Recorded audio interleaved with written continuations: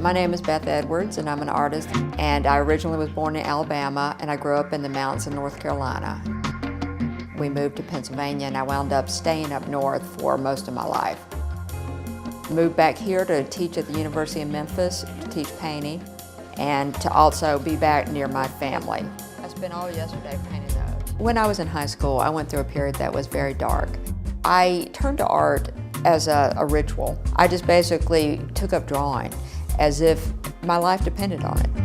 What art gave me was the ability to sort of transcend, and then ultimately it sort of became my way of controlling pain. The art is what's really changed my perception of life. I had a lot of support for being in art. My whole family was very visually oriented. There was a lot of art in our household, and weirdly enough, I was the least involved of any of us in art, but then wound up making it sort of what I did. I don't really see the profession of art as something that you can separate from just being an artist. You know, I think sometimes people have success professionally and that just works in their favor and it just kind of all comes together. I've never calculated that, you know, I've never strategized for that, but it definitely happens. I mean, I tell this to my students, I don't think they really understand what I mean by this, but I don't think you have much choice about what kind of art you're going to make. I think you just basically are along for the ride, you know, and if you give into it, something really bizarre happens. You know, you go somewhere that you never anticipated. When you try to understand it or try to control it, then I think you inhibit yourself. I teach a lot of painting. You know, I also have taught a lot of foundation design classes where I taught previously to the University of Memphis, and I've also taught beginning drawing quite a bit.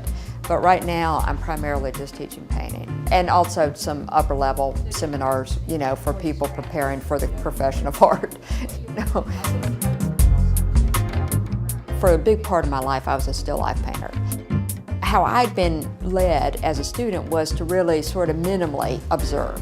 So I started looking at things really hard and scrutinizing them and becoming sort of what people would consider a realist painter. I was very involved with domestic subject matter, especially things that had to do with the house and domestic interactions and roles and the way genders are assigned. It sounds like a pretty heavy topic when the paintings are pretty kind of silly in a lot of ways.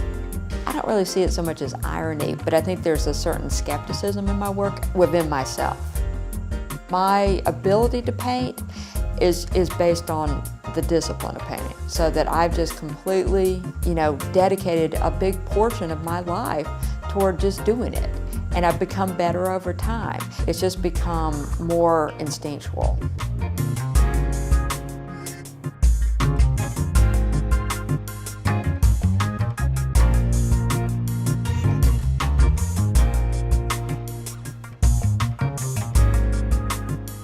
Favorite thing about being an artist probably has, I mean, especially painting, has to do with the material. You know, to make paintings is like a sensual process. One of the greatest parts of it is color.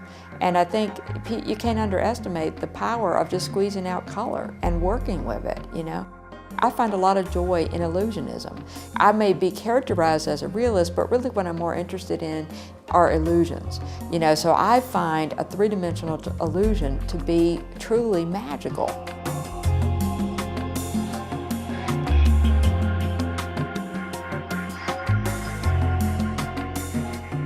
I think that art humanizes people, you know, and I think it's very hard for people to measure that.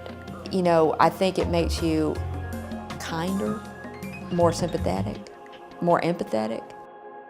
The kind of thing that makes you, in the long run, I think, a more interesting person, you know, because you've had this experience. I think art, in a way, is the sort of uncovered secret in this country. Every single city and town has art in it. Every single one has people who are making art. I mean serious art, good art. Memphis is loaded with artists. It is phenomenal how much this is a part of America.